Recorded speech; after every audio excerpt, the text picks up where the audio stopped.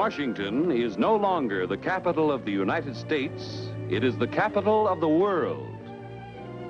This city on the Potomac has long arms reaching into every corner of the globe.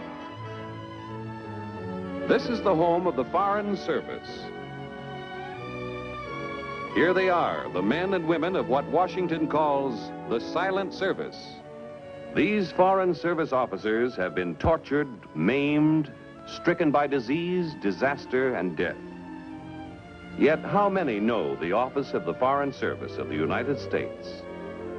How many of us have seen this plaque, which tells an eloquent story, erected by members of the American Foreign Service Association in honor of diplomatic and consular officers of the United States who, while on active duty, lost their lives under heroic or tragic circumstances.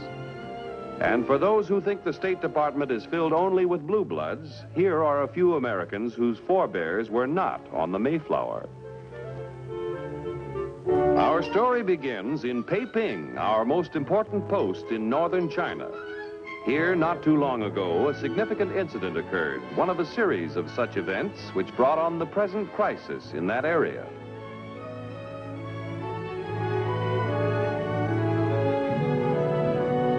Our Peiping Consulate General was once an embassy, which is our top-ranking representation abroad. Then it became a legation when the capital of China was moved to Nanking. Now it's a Consulate General of even less diplomatic importance on the official books. But actually, Peiping is one of our few important listening posts in turbulent North China. A vice consul just brought in restricted and top-secret mail. A consul general doesn't handle it all himself. In a large consulate general, he couldn't. That's why he has a staff of vice consuls, assistants, and attachés, each an expert in a specialized field. Like any other business, the government business of maintaining representation in a foreign land is a complicated one. The consul is concerned with vital statistics. Here, he registers a birth to an American couple. He sometimes is present at weddings of his countrymen, of which he officially takes note. Here is an American citizen, a fur buyer, who spends lonely months on trading expeditions into North China. During his travels, he has picked up some information which he feels is valuable to his country.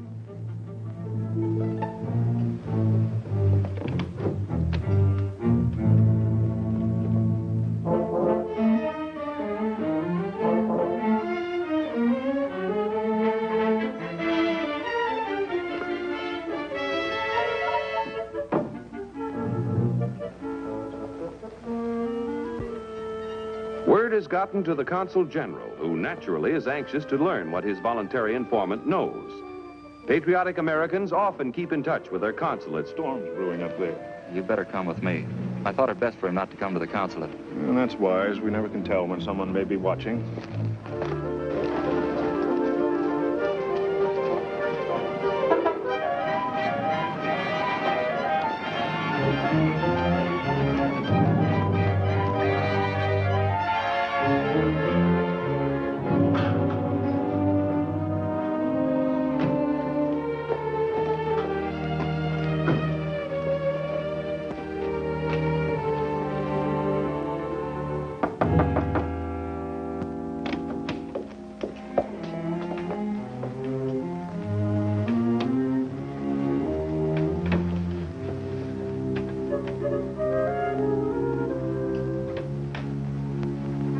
Dead, and his tongue's been cut out.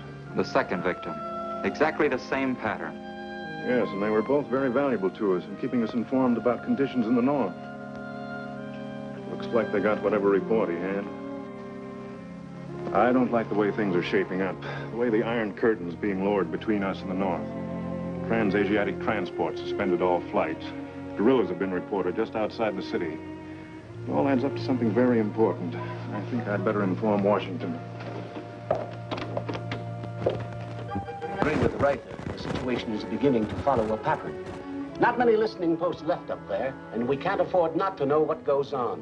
We need more help. May have to call on you for another man. I think I'll have the right man for you, providing he keeps up the good work. Going through his training right now. Good. You know what we want.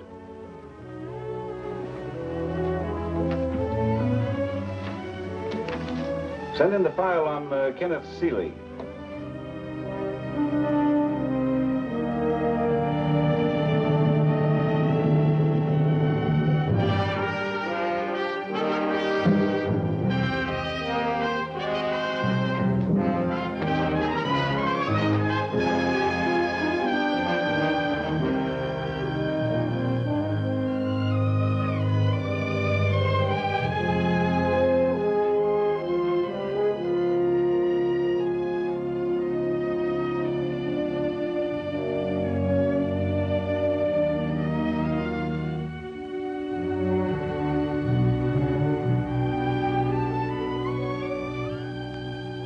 Now, Mr. Seeley, you've undoubtedly heard much criticism about our methods of court-martial.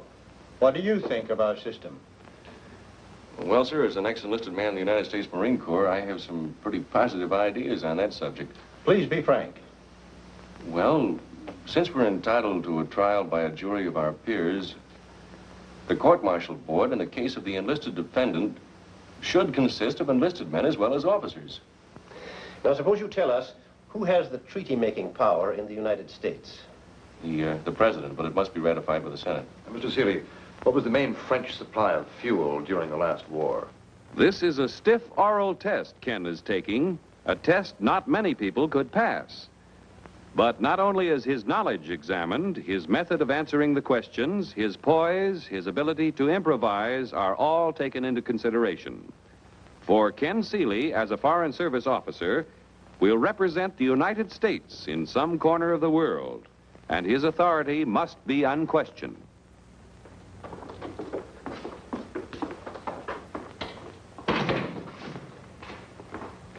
Oh, I'm Excuse sorry. me.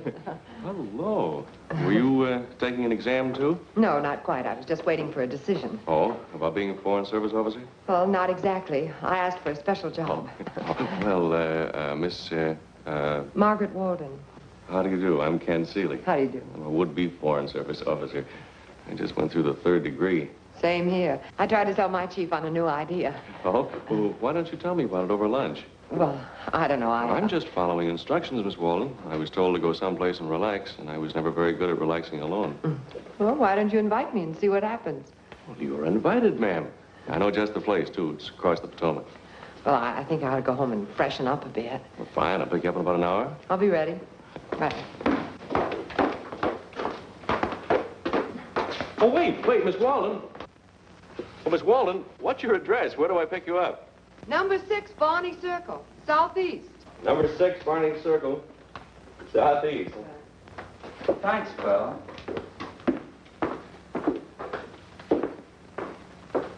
You're welcome. I'm awfully glad you overcame my womanly reserve and whisked me off to lunch. It was a tough fight, but the victory was well worth the struggle. Maybe an expensive victory. Don't tell me I'm in the clutches of a mercenary female. No, but a hungry one. You know what prices are now.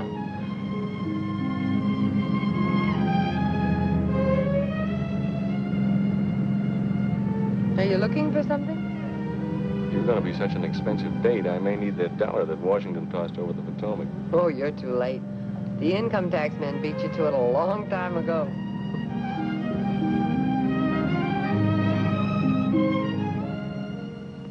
I love places like this. I haven't lived very long in Washington, but somehow it seems like home to me. I thought you modern gals preferred those distant romantic places. Distant romantic places. They usually mean dirt, heat, gnats, and most everything except comfort. You know, you sound like an ex-Marine, too. Tell me about your assignment. Or is that top secret? No. Just isn't very easy to explain. Do you care for anything else? No, nothing else right now, thank you. Well, what makes it so hard to explain? Well, it's a matter of morale. I spent 2 or 3 dismal years in posts in the East and the Near East, and the most difficult problem of all was what to do with your spare time if you were a gal. No, I mean it. Men can much more easily adapt themselves to a rough life than a girl can. Delicate creatures. Tell me about yourself. How did you happen to choose the Far Eastern Service? Chose me. I was born in Mongolia. My parents were missionaries. Mine are dirt farmers in Iowa. But you used the word were in referring to your parents, are they? And they were murdered by Mongolian bandits. Oh, horrible. It was, but it happened when I was pretty young. Honey, I never had any urge to be a missionary, but it occurred to me in being with the State Department, why, maybe I could help to carry on the work that they gave their lives for.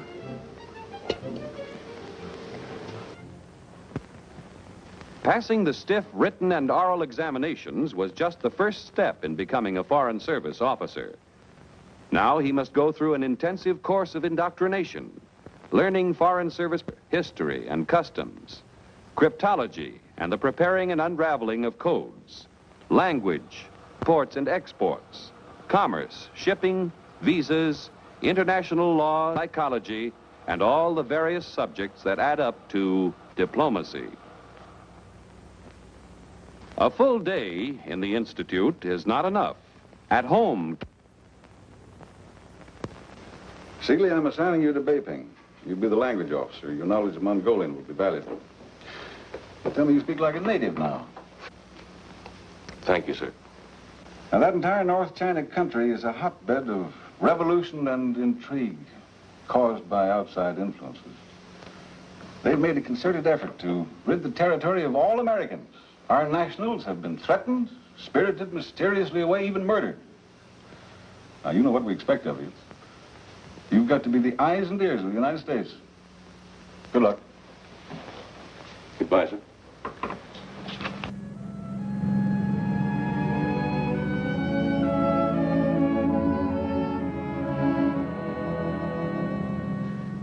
What a perfect day. Uh-huh. Well, what a long face. I was just thinking that saying goodbye to you isn't going to be easy. Doesn't make me happy either. Well, I always get a tug of emotion when I look at the Lincoln Memorial, don't you? Always. The Washington Monument, too. The lives of two great men, dedicated to the freedom for all men. Doesn't it make you feel proud to know that our work is a part of all this? A very little part. Of course, that goes for the other 140 million Americans, too, Marge.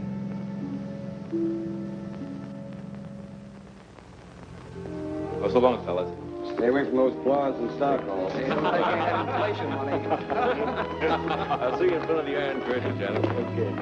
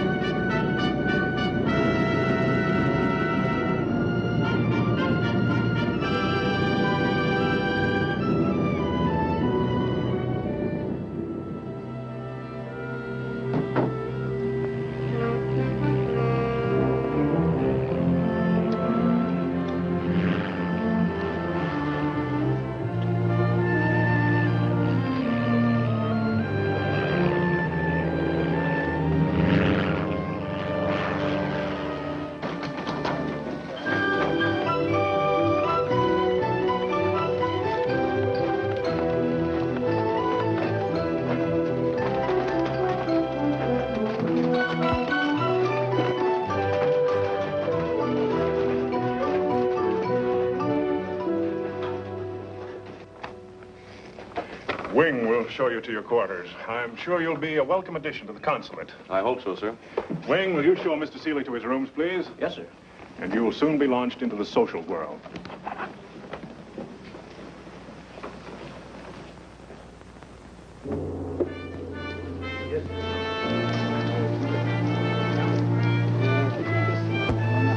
Receptions such as these seem like the pleasant side of a consul's work. Actually, they are difficult and exacting. For while representatives of friendly nations meet here in these beautiful, peaceful gardens of the Consulate General, There are also officials present from countries that are not too friendly. Oh, Mr. Hote, I'd like you to meet my new language officer, Kenneth Seeley. How do you do? Mr. Seeley will be attached to this post and will probably see a good deal of you. It will be a pleasure, Mr. Seeley. Thank you. Thank you. Well, I think we've met almost everybody. Business as usual. Excuse me. The skilled foreign service officer must keep his eyes and ears open, for he can never tell when information might come his way. Information valuable to his country. Well, China is being strangled. Nothing compared to what it will be, honorable brother, when our great warlord, the hereditary prince of his sacred father, the Khan, when Marshal Yun Usu marches again. 이게 요지 민구 투투론 요 징기스칸 라디오라. Shen Hao? Cha Tin Hao? I would be honored to use the language of most, although you speak your language beautifully. Like a native. Well, thank you, but I am a native. I was born in Mongolia. What a surprise! In Mongolia? Indeed. Where were you born? Not far from Mingo. Do you know the town? Yes. It's the birthplace of a very famous Mongolian, Marshal Yun Usu. By the way, whatever became of the Marshal? He disappeared so mysteriously after the Chinese central government banished him from his province. I have not heard of the Marshal for many, many years. It is rumored that he is dead. Sorry, we must leave. Go with you. Go with you.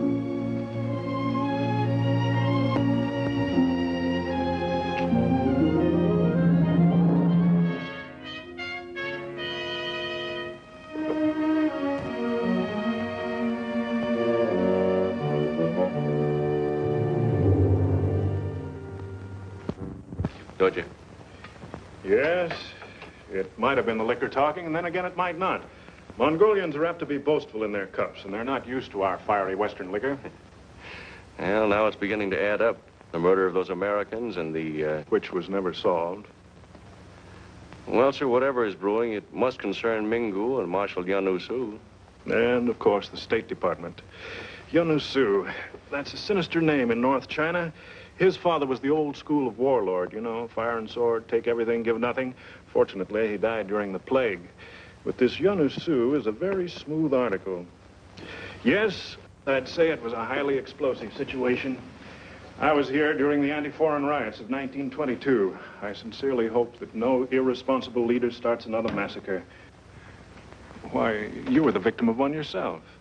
Yes, my parents. Must have made a terrible impression on you as a child. It did. For a long time, I never wanted to come back to China. Now, I'm glad I'm back. Maybe it's because I have a feeling of unfinished business, something I have to see through. Excuse me. Hello? Yes? Yes? Oh, I'll be right there.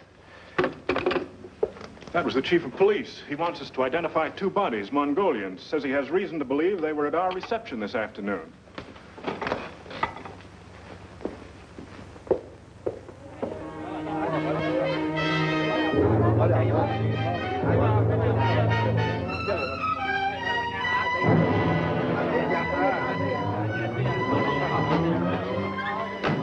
Thank you for coming, sir. They're under the covers, if you don't mind. Not at all.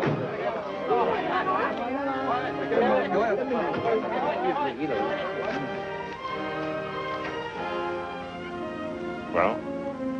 It's the same men who were at your party. The men who talk too much. Ah, that explains it. What? Cut out. Come on, kid. Sir, bonsoir.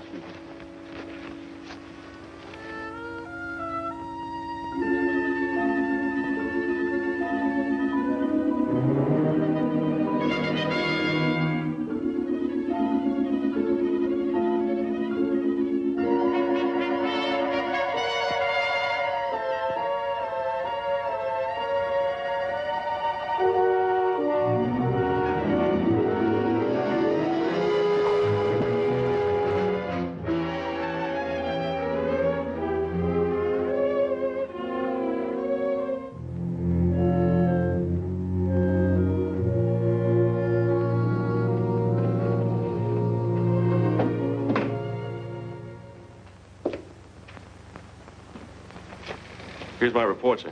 Oh, thanks. I'll send it along with mine. Sit down a moment. I sent a summary of the situation to Washington. When I talked to the ambassador at Nanking this morning, he asked me to. Well, what does he think?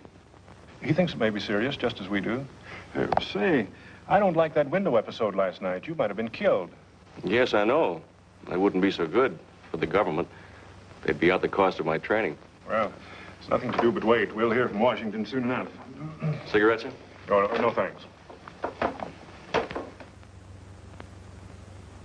Kenneth Seeley will be attached to Mingo Consulate as Vice Consul. He will proceed at once, but not give the impression of haste. Suggested he take the next plane carrying diplomatic courier. This is a tough assignment, Seeley. If the trouble going on up there spills over, you'll have to be the Army, Navy, and Marine Corps all rolled into one. But anyway, get at the bottom of what's going on. I understand, sir. And above all, be diplomatic. The Chinese government does not want to antagonize that province, which is still loyal. How often does the plane make the trip to Mingo? Once a month, but you'll be expected to get word back by any means possible, even carrier pigeon if you have to.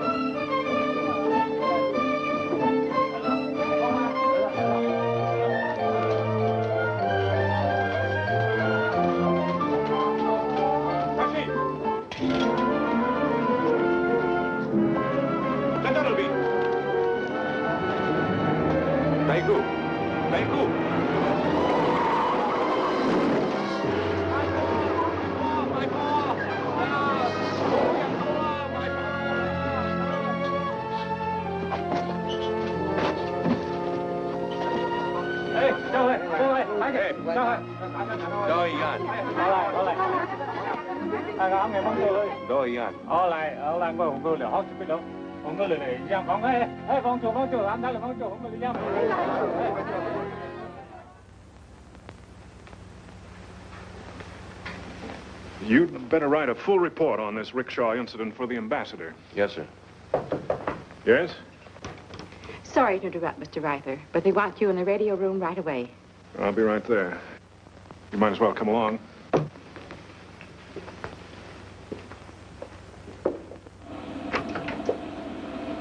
That main going away fan, sir. Johnny Han, sir. Radio operator. Oh, yes. Anything important? He say you know main go get new vice consul very soon. What? How did you learn that? Your orders were received in secret code. Ask Johnny Han how he knows. How do you find out about the vice consul? This Johnny Han, Mingo. Our cook tell us we get new vice consul from Peiping. Cook say he hear it in Margaret. Margaret say he hear it in wholesale house. Wholesale house say he hear it from traveler, but do not remember who. There it is again, the traveler. That strange, nomadic creature who always starts the rumors and who is always so amazingly right. What would the Foreign Service do without him? Thanks, Lang. Very happy, sir. Well, this would explain the rickshaw incident. They're certainly keeping tabs on me, whoever they are. They're keeping tabs on everybody. It's a highly efficient spy network. It might mean that the Marshal's about ready to start.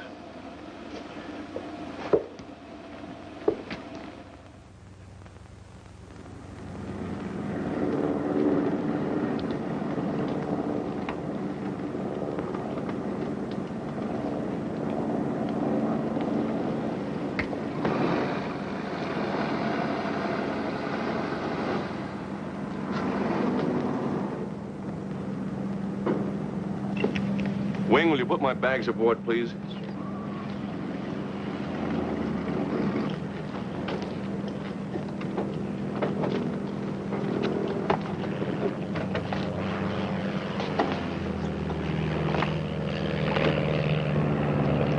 Hello, Logan. Hello. Meet Vice Consul Seeley. How do you do? How do you do? Did you have a nice trip? Oh, rough in spots. Didn't bother me any, but I think our other passenger wasn't too happy.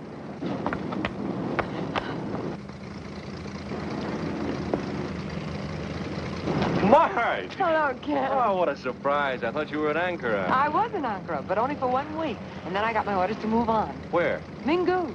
I was afraid of that. Oh, you just don't want me hanging around. No, it isn't that. Nothing in the world would make me happier except that Except that Mingo is dangerous? It isn't the safest place in the world. Well, we wanted to be in the service. Marge, this is Mr. Reither. Your old friend. Hello, Mr. Reither. Nice to see you again, Marge. Nice to see you again, She was my clerk at Darien. That was your first post, wasn't it, Marge? Yes, it was. I'm sorry you can't stay with us for a while. So am I. I'd welcome a chance to get my land legs back again. It was a rough trip. Oh. Let's you and I walk around a while. We might as well take advantage of the ground. It's a long trip to Mingo. Righto. Oh, by the way, don't take off without us, Seeley. You haven't a chance.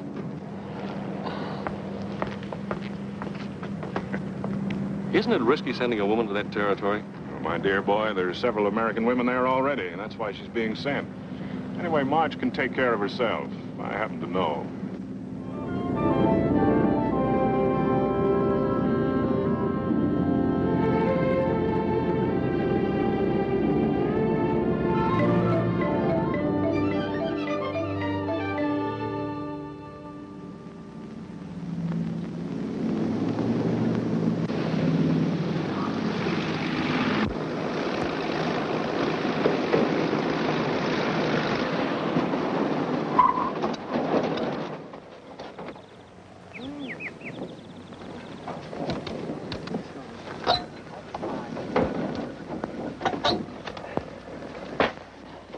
Hello, Logan. You're always a welcome sight. I got lots of stuff for you this trip, Consul. Better send Johnny back with a few men to help us unload. As soon as we take our guests to the consulate. I'm Consul Howard Brown. And you, I presume, are Margaret Waldon? Yes, sir. How do And you you're my new vice consul. Ken Seeley. Welcome to Mingo, such as it is. They're all waiting over at the consulate to meet you both. Let's pile into the jeep.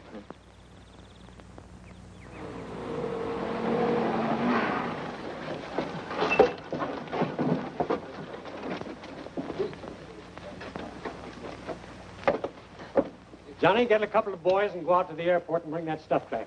Yes, sir.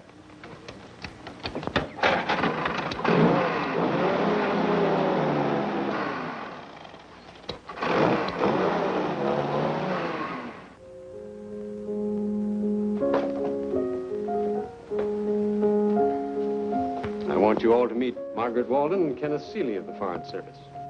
Mr. Seeley will be my new vice consul. This is Mrs. Brown. How do you do, Hello, Miss Brown? The Reverend Dr. Morse and Mrs. Morse. How do you do? How do you do, Doctor? How are you? And that wide-eyed little girl is Jessica Morse. And Jessica will be relieved to learn that the plane brought all the back issues of the Sunday comics and some bubble gum. A girl does get behind in her Dick Tracy out here, doesn't she? Yes, ma'am, and Buck Rogers, too.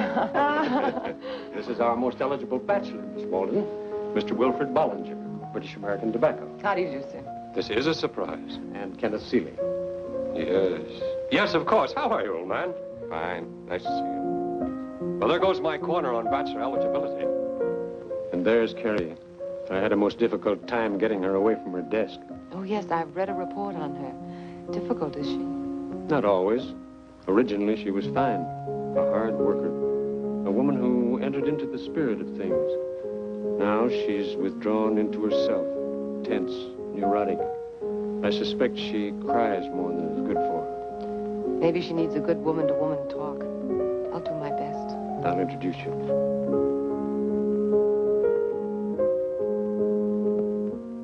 Carrie, I want you to meet Margaret Waldon from Washington. My replacement. You wrote Washington for another clerk? How could you do that, sir? Not at all, Miss Willoughby. I'm just here on a visit. I'm sorry.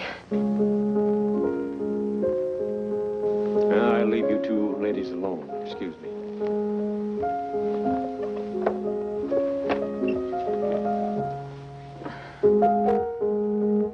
Needs a tuning, doesn't it? You didn't come here to take my job, did you? I'd hate to leave. A failure.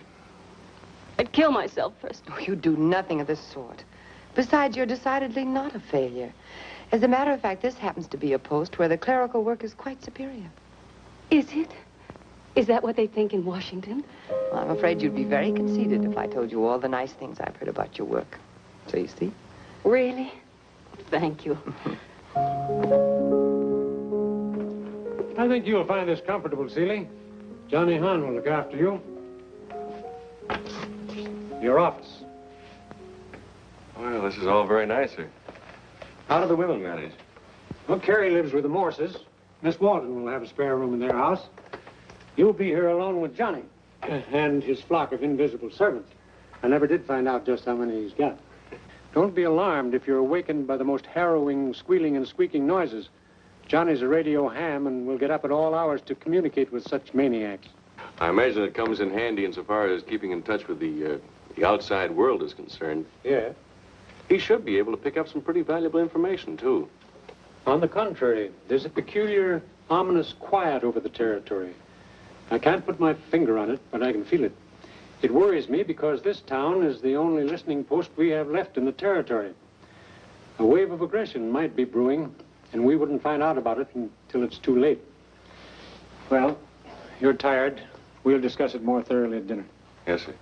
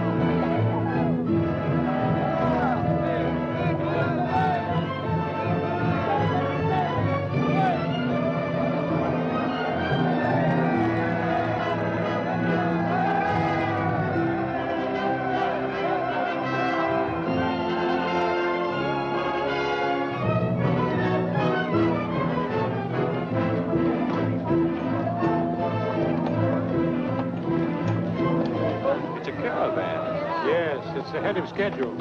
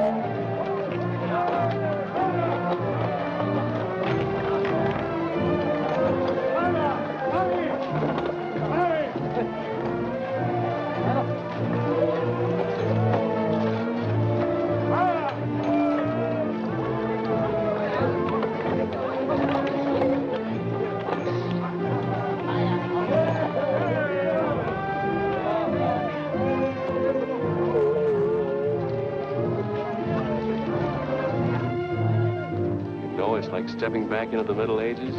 That's right. Except for this Jeep, we might be living in the times of Genghis Khan.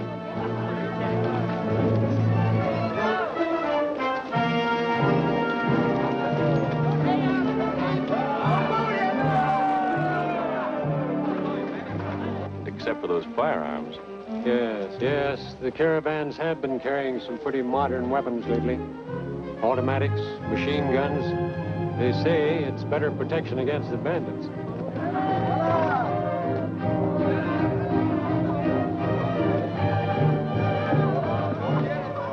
What's the matter? You see that man on the horse, the one wearing that peaked hat? Oh, yes. What about him? I wouldn't swear to it, but I think I saw him at the consular party at Peiping. I wonder what he's doing here. I don't know, but we'll find out soon enough. Well, we'd better get to the field and see Logan off.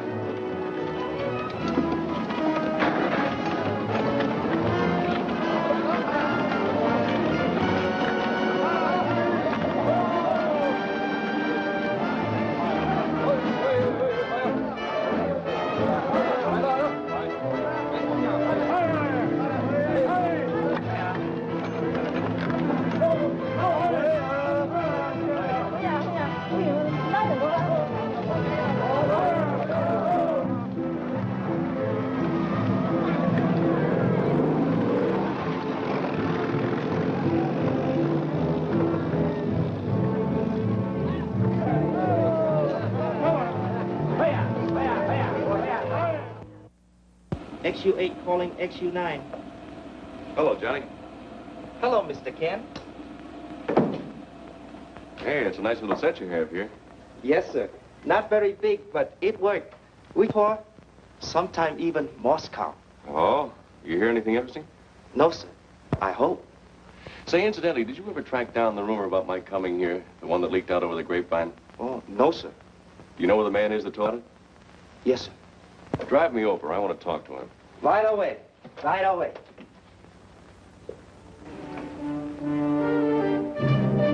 Yes, when caravan come to town, town is jumping. All same like they say over radio.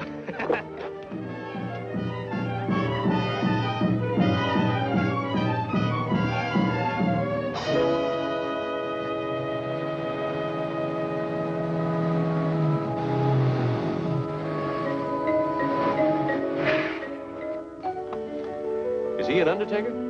Oh, yes, sir. He also chief elder of council, or same mayor of city. Big shot, huh?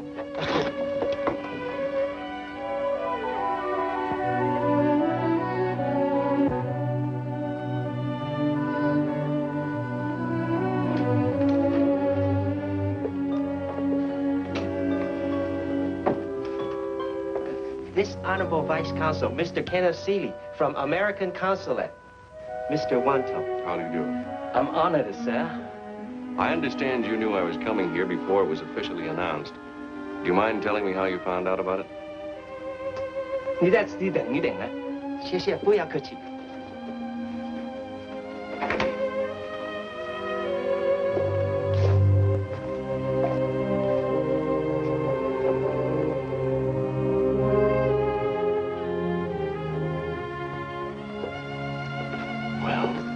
I heard it in the marketplace, sir. From whom? I don't remember now. I think it was from a traveler, perhaps a fur buyer from the south. Traveler from the south, huh? Yes, sir. Wanda was mayor of this town. You have access to more information than anyone else. Isn't that true? Sometimes yes, sometimes no. Well, tell me. Before the caravan arrived, did you notice any strange elements? Things happening that, well, that hadn't taken place before? Oh, please think that over very carefully. It's important. I can only say, sir, that I have had a very uneasy feeling. Why? Because there have been too many strangers here lately. But you still can't tell me where that rumor originated from.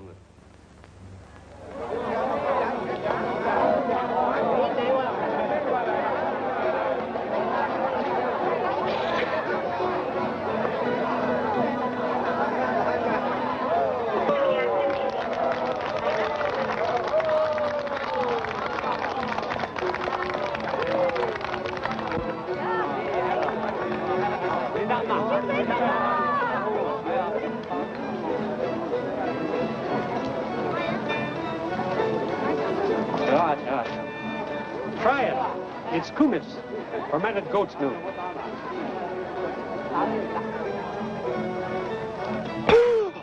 The goat must have left her hoof in this. 啊，有道狗他欠你啊，行了，买了包了，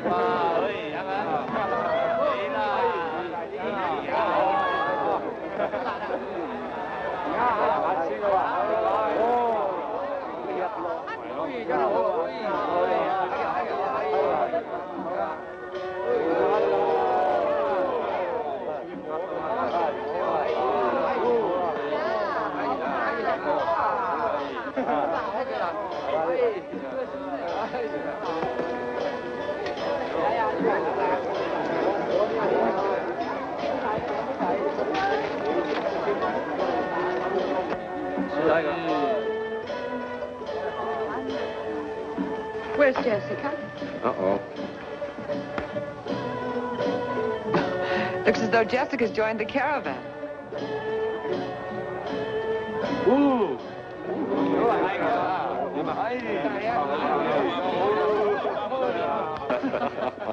Time for us to leave, dear. I'm afraid it is. Excuse us, please. Righto.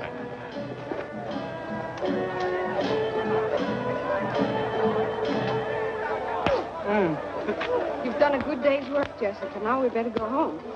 Oh, gee. Right when he was going to teach me how to eat fire.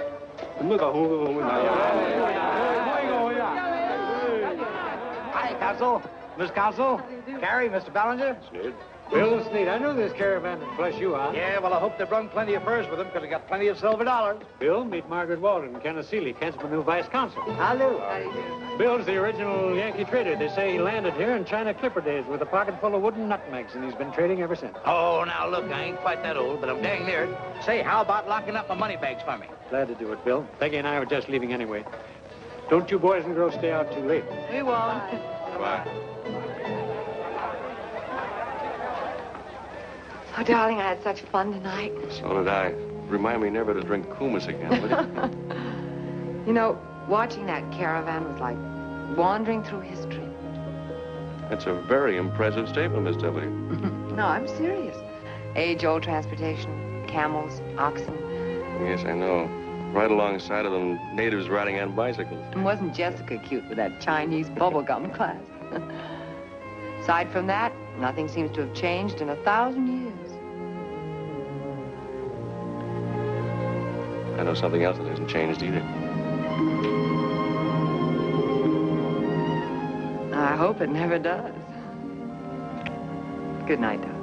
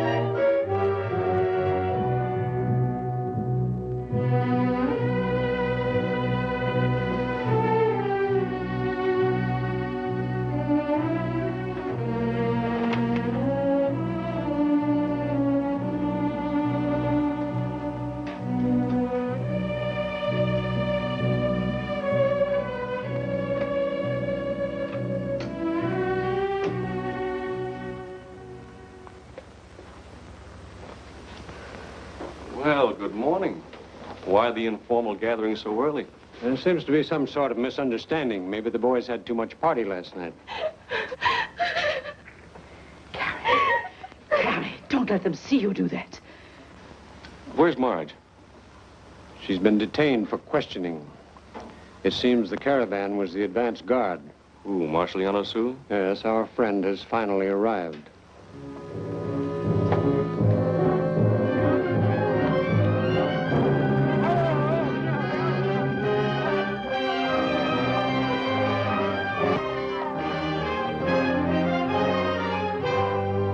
I should say he has arrived. Instead...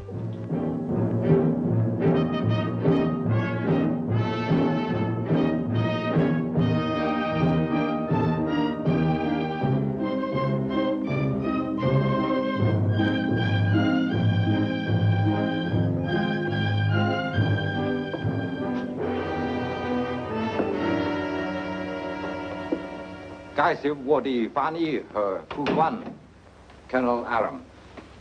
Delighted, Consul Brown. Delighted. I am, as the Marshal explained, his official interpreter and aide. How do you do? Has he been disagreeable? The Marshal hates American women. He told me so through his interpreter. He claims that American women don't know how to make love. Well, I'm glad of that anyway. Has the Marshal forgotten all his English during his long stay in Mongolia? It's been rumored he was once a brilliant scholar at Oxford. My dear Consul, the Marshal does not like that barbarian tongue. That is sufficient. I see. Will my boy be permitted to brew us all some coffee? Lingshire, Daojing, Joffy. 没有去早餐，对不起。到了。 The Marshal begs me to convey his apologies. It was very thoughtless of him not to provide you with some breakfast. I would enjoy a cup myself. That's been a long time since I've had a cup of good American coffee. Thank you. Johnny, will you prepare a light breakfast for all of us with plenty of coffee? Yes, sir. 清楚. Please sit down, everybody. Itch.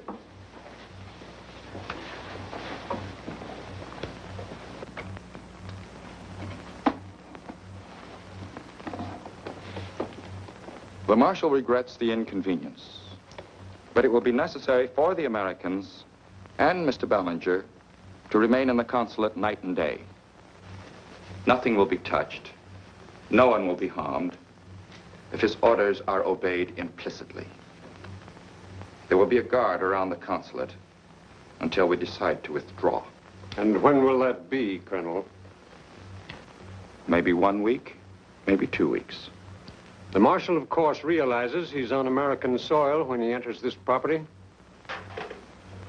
Lingshire, sir. This is Mongolian soil, Consul. My father was prince of this province. I was forced into exile, but now I'm back. For a week or two? Perhaps, or perhaps to stay. Hey, let go of me. Say, you can't do this to me. I'm an American citizen. Hurry!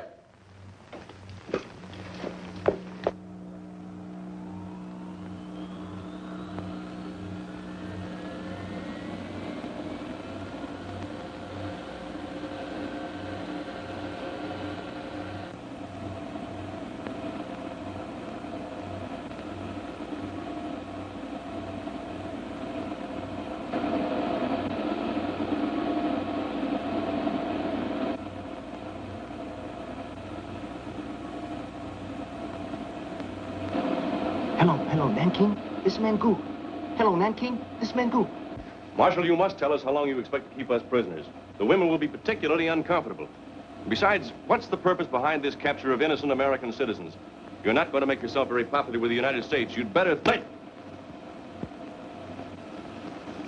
As you Americans say, nice try, Seeley.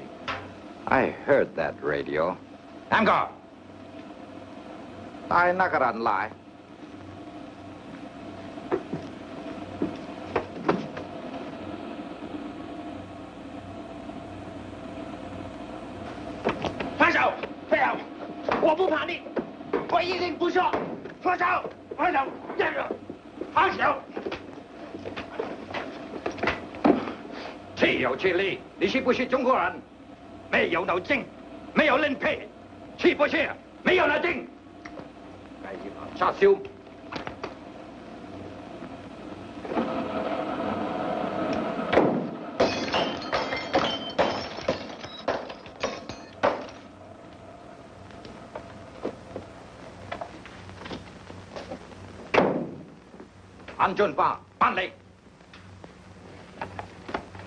The Marshal is very angry. He has broken your radio. Now, to make sure that it cannot be fixed and used by your radio operator, he has given me another order. Dinaran, Dao, Tianfang. Just a minute. This man is in the consulate employ. He's under the protection of the American flag. Leave him alone. Kenta! Kengning Changbi! Talichu! When the Marshal gives an order, it is obeyed.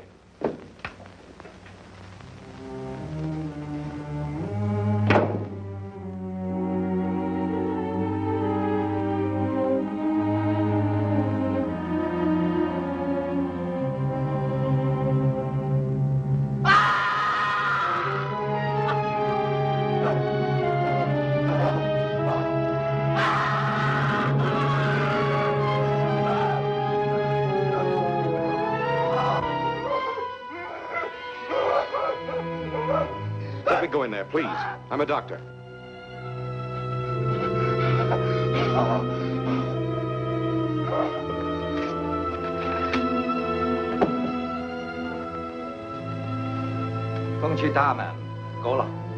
The Marshal is very annoyed at what has happened. He is now returning to headquarters. Remember, ladies and gentlemen, no one will be hurt, nothing will be touched, if our orders are obeyed implicitly. Joba.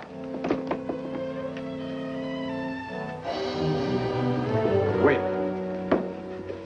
Better let Reverend Morris go in first. May I take Sarah with me? If you think you should. Come along, Sarah.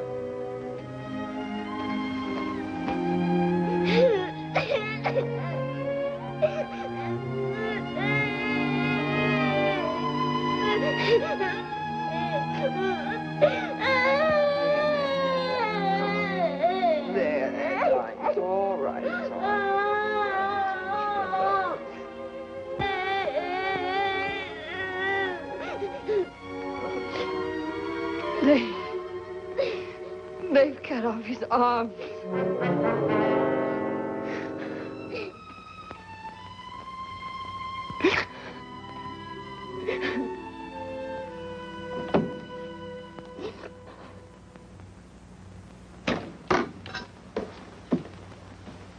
The Vice Consul insists upon seeing you.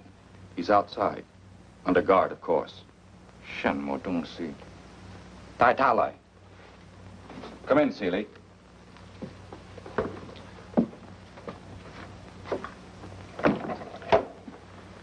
May we have permission to bury Johnny Han in the cemetery near the mission? No, Seeley. I'm sorry. But what objection could he possibly have? Perhaps he doesn't want any of you to leave the consulate. Well, then would you be kind enough to send for Waldon the undertaker? We can have the body cremated and buried in the gardens outside the consulate. If the Marshal doesn't object, I'll see to it that Waldon visits you this afternoon. Thank you.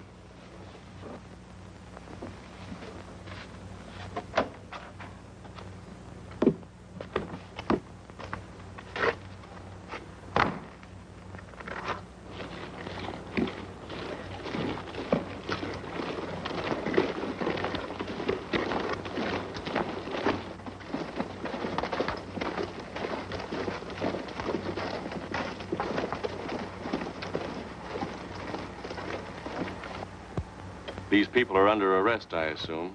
They are. May I ask why? The Marshal suspects some of them as being traitors. Traitors? Yes. If you remember, the Chinese government denounced the Marshal and a price put on his head. But why pick on these poor, helpless natives? They were not picked haphazardly, I assure you. We've had them investigated a long time before we came. Oh, I see. Well, what do you intend to do with them? The Marshal will conduct his own court of inquiry. Colonel, I think the Marshal will use any excuse to conduct a reign of terror. Seeley, you would do well to keep such opinions to yourself. Please march.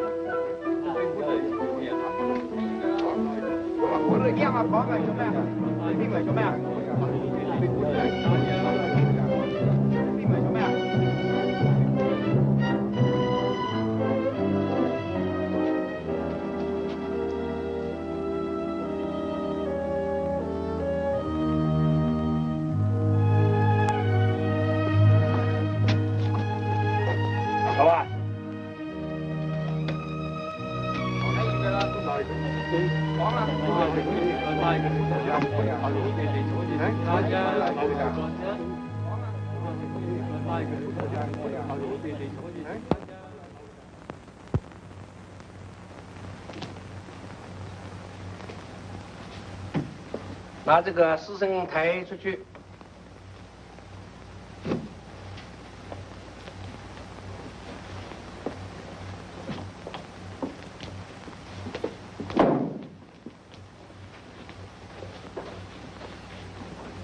After you cremate him, Wanto, return the ashes here to the consulate.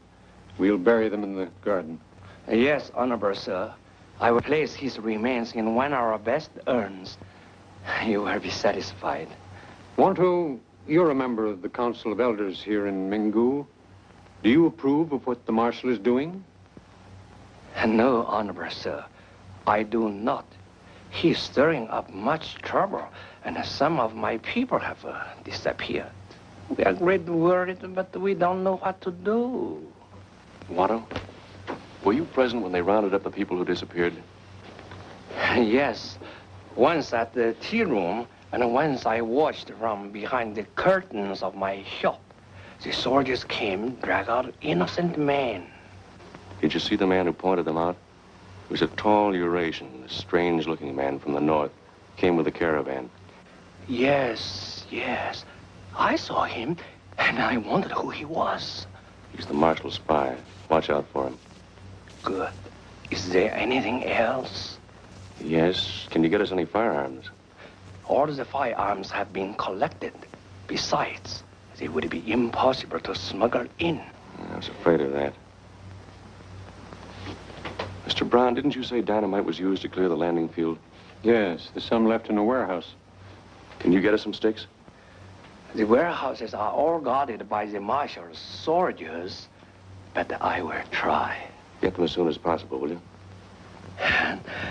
I will do my best. And I will return with the ashes.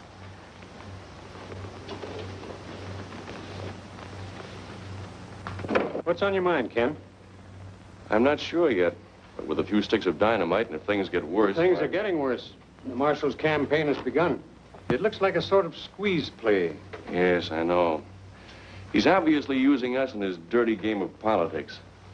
If the Generalissimo gives him the nod and lets him have his province, why, he'll deliver us unharmed. Which will make him a hero. Exactly. And if he's refused, he'll turn us over as hostages to his friends in the north.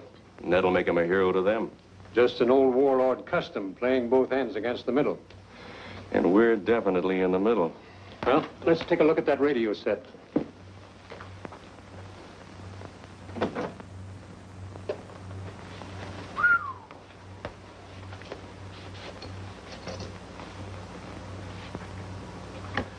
Well, there's a possibility these condensers and coils might work, but it's useless without tubes.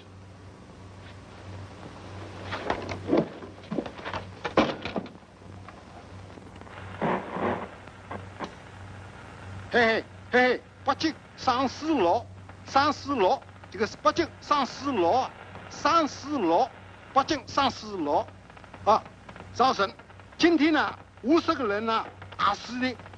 He apparently overlooked the receiver. We can at least hear Nanking and Peiping. What the Marshal doesn't realize is that our radio silence will eventually arouse the suspicion of the embassy. I was thinking the same thing. But with things happening as fast as they are, eventually it might be too late. 今天啊，50个人了。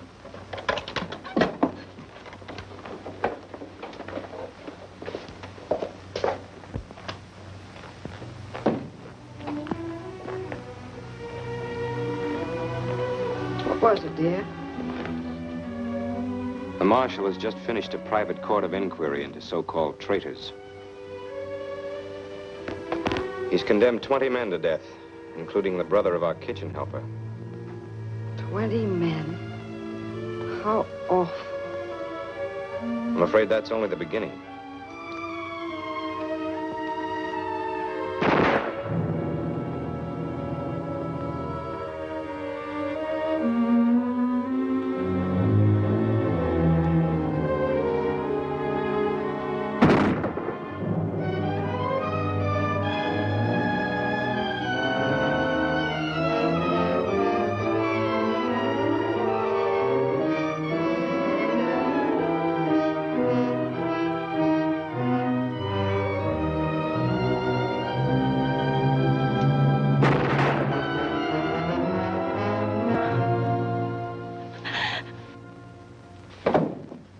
I don't think I'm going to be able to fix that transmitter.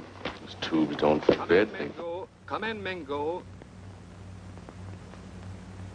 Come in, Mingo. Come in, Mingo. This is the American Embassy in Nanking. Come in, please. Come in, Mingo. Calling the consulate at Mingo. Embassy at Nanking calling the consulate at Mingo. Come in, please. Come in, Mingo. Nanking calling Mingo. Hello, Peiping. Last report from Johnny Hahn said he was going off the air to change tubes and make adjustments. He's had time to repair his set. Something may be wrong. If we don't hear from the Mingo Consulate within 24 hours, we will send plane to investigate. We do not wish a plane to come here.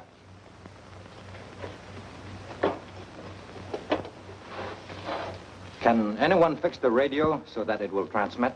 I'm the only one in the consulate. And how about you? I never did know very much about radio. I think you are lying, and I have ways of finding out the truth. Send for Amgor. Wait a minute. I think I can fix the radio if there were some more tubes available. Do you know whether there are any extra tubes? There might be some in the warehouse. All right. You look for them with a guard.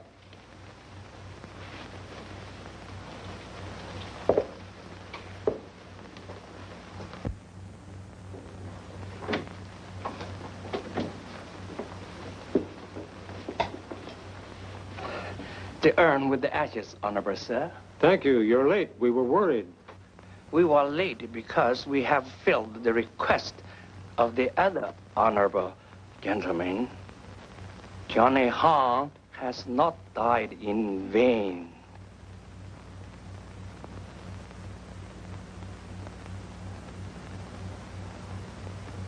That's fine, Wanto. Take it out to the garden. 拿着这个带去园中埋葬。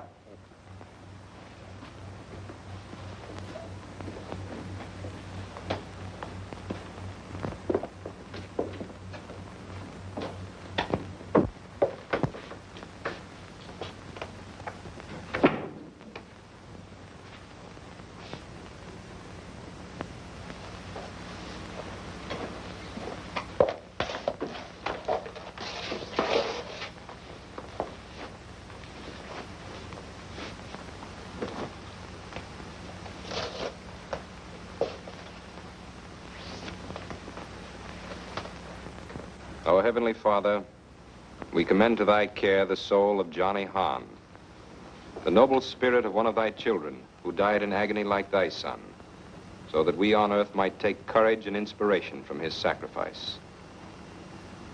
May he rest in peace. Amen. Amen.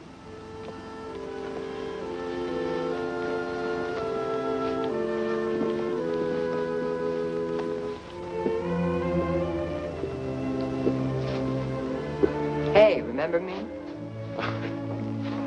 I'm sorry. I didn't mean to take off without you. Ken, there's something on your mind. I know it's none of my business, but, well, I worry about you. Why, Marge? Well, I have a hunch you're planning something crazy. You and the Consul have been thicker than thieves, whispering in corners. What's it all about? We're just trying to anticipate the Marshal's next move. And? And it doesn't look good. What are you going to do about it? We'll stop them if possible.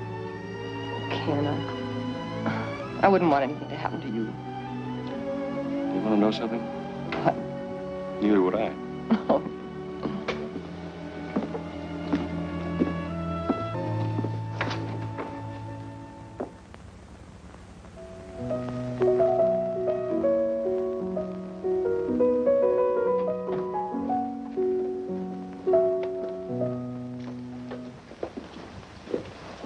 Please don't stop playing, Miss Waldon.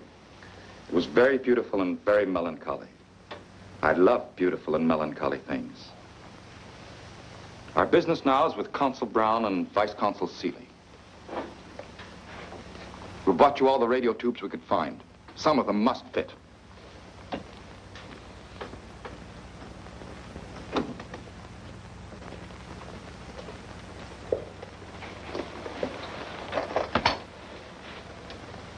Go to work.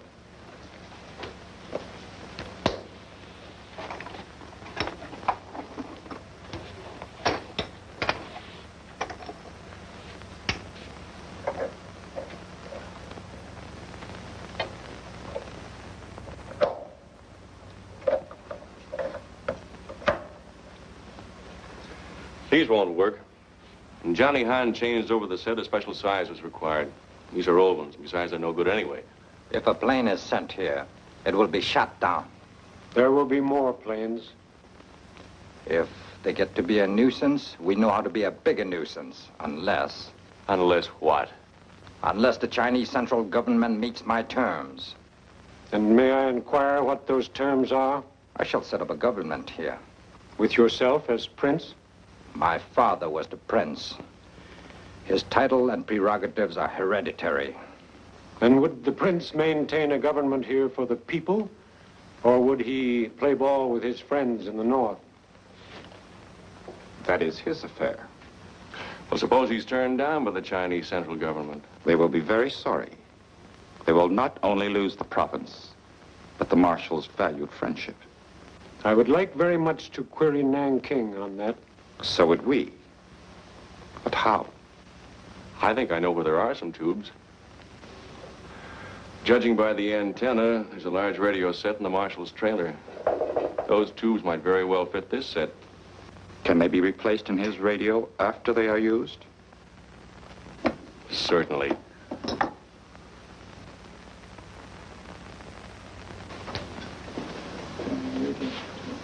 Dial. Very well. You will make the change. I'll have to get my tools.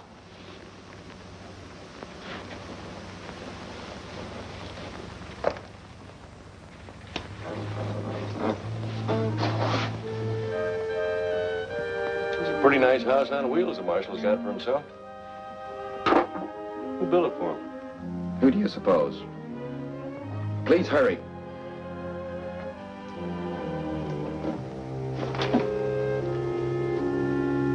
This thing must be grounded on the frame.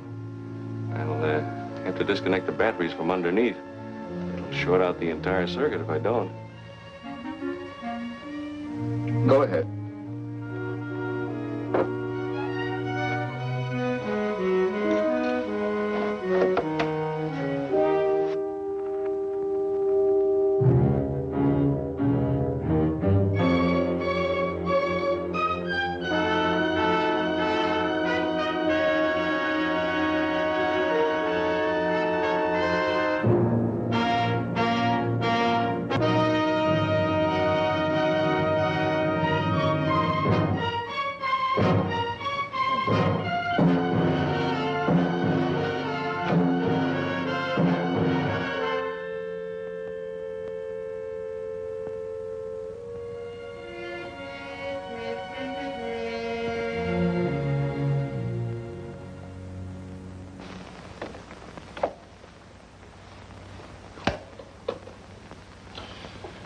Well, there it is.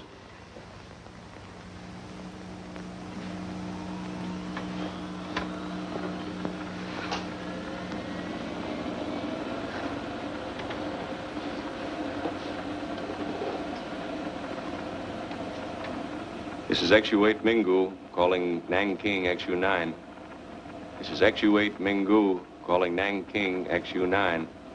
Come in, Mingo. This is Nanking. Come in, Mingo. Tell him all is well here. Nothing else. Understand? Hello, Nanking. This is Vice Consul Kenneth Seeley. Sorry to be off the air so long, but we had radio trouble.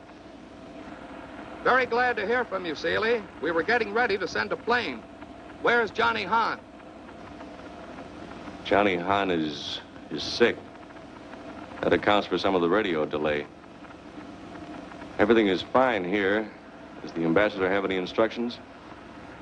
Nanking wants a complete report. The ambassador is worried.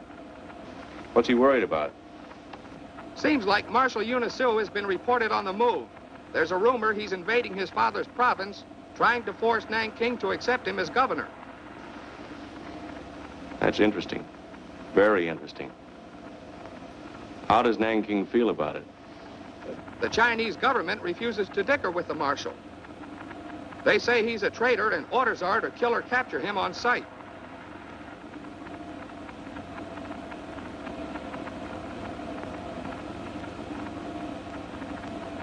Is that all, Marshal? That's all. That's enough.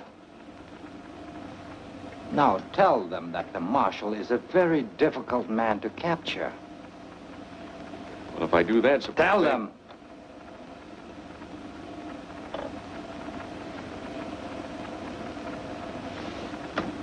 What was that? Who's there? Did you say Marshal? Is that Marshal Yun Usu? We don't like this silence. Something's up. Are you talking under duress? Answer us. Is Marshal Yun Usu there? No. Now remove the tubes and replace them in my trailer.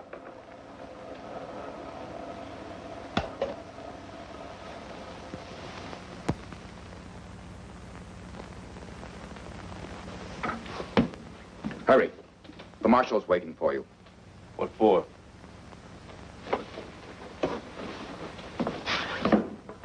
This country belongs to my illustrious family, and I have been more than patient with you. You will all learn how I reward any stupid attempt to make a fool of me. What's happened? The Marshal has been predicting what might happen to us. It seems that little slip of yours on the air distressed him very much. You will not feel so amused, Mr. Brown, when you learn my decision. I admit that this is a setback, but a temporary one, I assure you. Perhaps the Chinese government will send bombers after me, so I must leave at once. But I will be back with bombers of my own. And now you will please all get ready for a long journey. Hurry. Time is of the essence. Just a minute, Marshal. We have your promise that everyone will remain unharmed. Is the great Prince Yun Usu going back on his word? Only if my orders were followed. They were not. They were followed to the letter by everyone here but me. I was the one who made the mistake of saying Marshal on the air. That was no mistake. All right, Mr. Seeley. I will keep my promise. You want to take the blame for everybody. You want to be a hero. Excellent. I like heroes. Therefore, I will take you along with me on my trip. As a matter of fact, it would be a good idea. You can be my safe conduct to my destination by remaining at my side every minute. Seeley is not only an American citizen. He's an officer in the Foreign Service of the United States. So? Do you expect me to completely ignore the fact that I have been tricked by this man?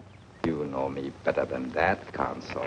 I'll take Mr. Seeley along, and believe me, he'll get excellent care from me. However, I cannot guarantee what the Chinese government may do. If they want to send their planes to bomb me, naturally, they will bomb Mr. Seeley, too. You can tell them that. If they stop off here first, and I'm sure they will, Mr. Brown. And another thing, I would suggest that you be very discreet about everything you do or say. You will be watched closely. I suggest you get ready, Mr. Seeley. Do you mind if I pack a few clothes? By all means, and be prepared for a long, long journey.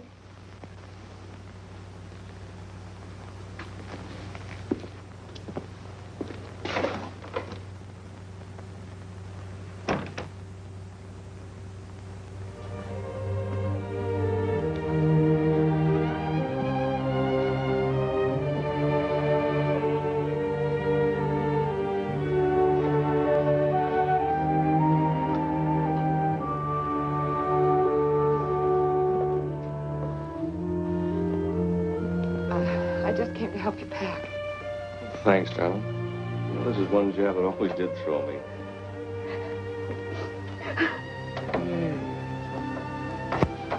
Oh, Ken. I guess the Director General wouldn't be very proud of me now, would he? Yeah, the Director General isn't in love with you either.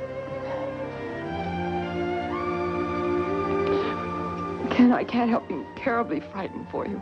This thing isn't as bad as it looks. Besides, I think the Marshal's bluffing anyway.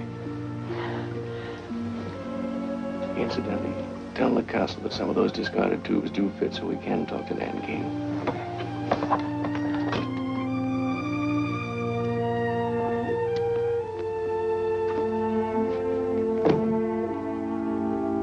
Goodbye, Carrie. You're still the best clerk in the service. Jessica? Let's see you around. Don't make it too long. Doctor, Mr. Morris. Bill, Mr. Brown. Pretty soft. Traveling first class that way. I always was lucky. Goodbye, sir. Good luck, Ken. I'll need it. Little did I know when I planted that dynamite in the trailer that I was going to be in it, too.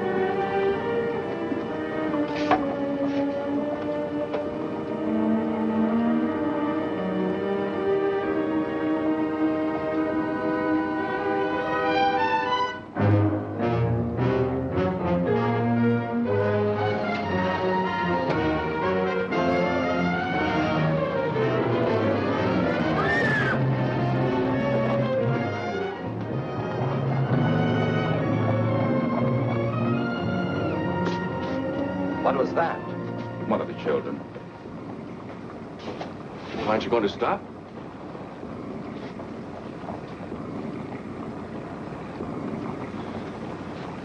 One of those bombers may stop you, Marshal.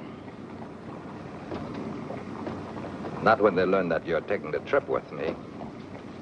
You see, the difference between people like you and me and Aram here.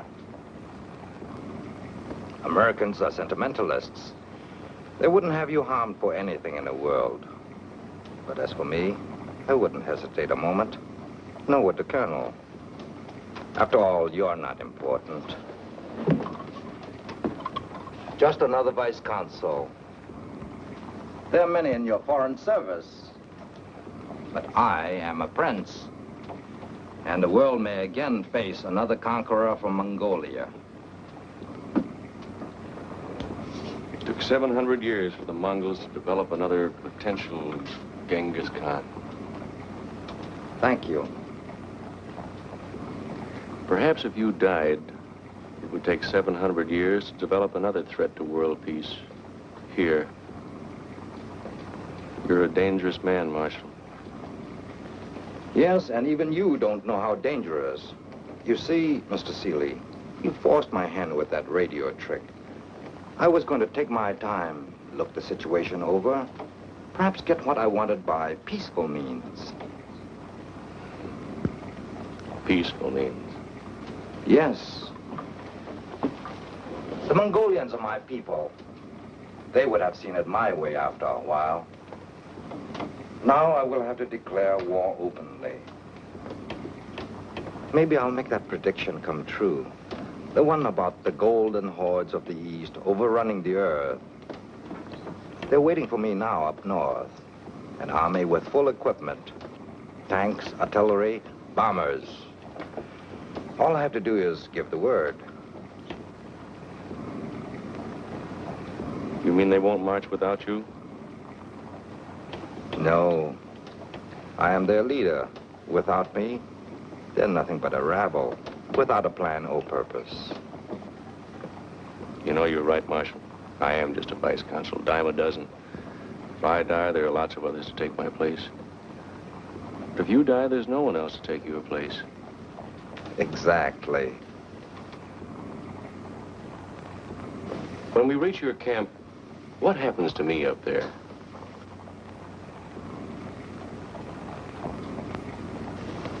The colonel seems amused. Let's all have a good time. Why not turn on the radio? Colonel Arrow here likes melancholy music. Good idea. I was wondering if that radio was fixed.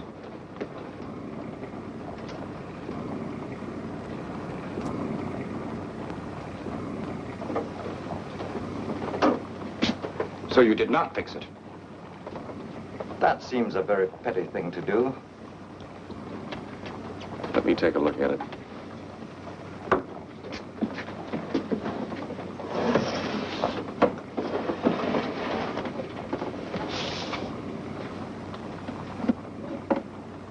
Here's the trouble. I forgot to reconnect the battery wire.